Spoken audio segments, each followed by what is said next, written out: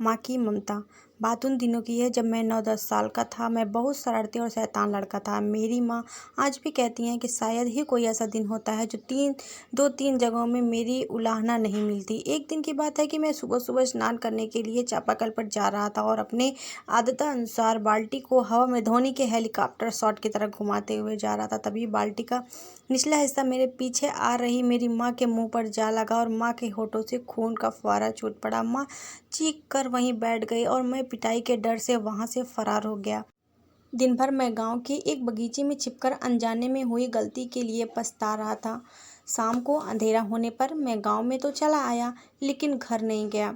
रात में खाने के समय मुझे न पाकर घर वालों को मेरी बहुत चिंता हुई, तो वे मुझे ढूंढने निकले और मगर मैं कहीं न मिला और मिलता भी कैसे।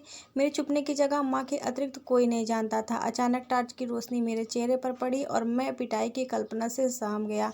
वो माँ थी जो टॉर्च लिए मुझे पलंग के नीचे से बाहर निकालने को बोल रही थी। पलंग के नीचे से बाहर आते हुए मैं सोच रहा था कि आज तो छठी का दूध याद आ जाएगा, लेकिन ये क्या, माँ ने न केवल पापा और भैया के मार से बचाया बल्कि अपने हाथों से खाना भी खिलाया, क्योंकि मैं मारे शर्मिंदगी के खाना भी नहीं खा रहा था। उसी दिन मुझे माँ की ममता, उदारता, सहनशीलता का एहसास हुआ। ऐसी ममता और सहनशीलता केवल और केवल एक माँ में ही हो सकती है।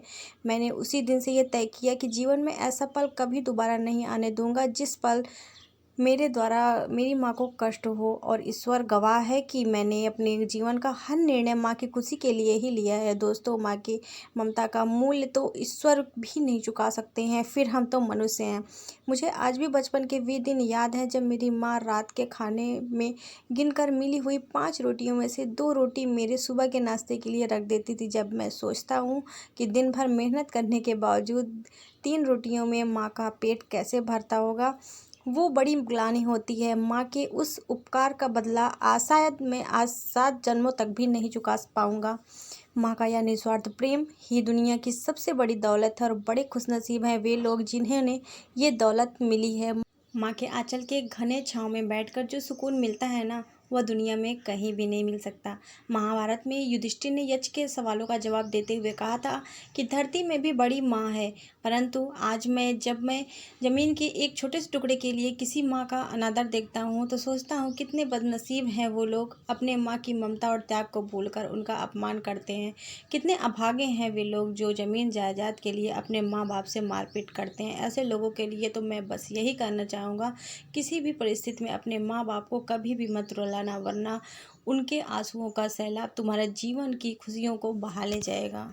दोस्तों, हमें उम्मीद है कि इस वीडियो से आपको बहुत कुछ सीखने को मिलेगा। ऐसे ही सीख भरी कहानियाँ सुनने के लिए चैनल को सब्सक्राइब कर लीजिए।